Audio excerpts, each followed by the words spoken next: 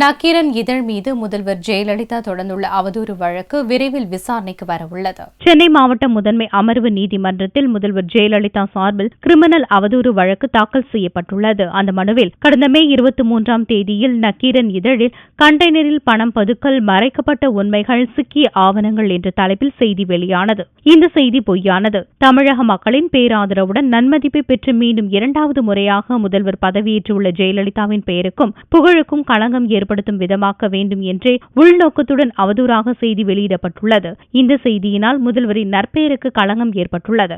எனவே அவதூறான செய்தியை வெளியிட்ட நக்கீரன் ஆசிரியர் கோபால், சிறப்பு செய்தியாளர் தாமோதரன் பிரகாஷ், செய்தியாளர் அருண் ஆகியோர் மீது கிரிமினல் அவதூறு சட்ட பிரிவுகளின் கீழ் நடவடிக்கை எடுக்க வேண்டும் என்று கூறப்பட்டுள்ளது. இம்மனு நீதிபதி ஜெயச்சந்திரன் முன்பு விரைவில் விசாரணைக்கு வரவுள்ளது.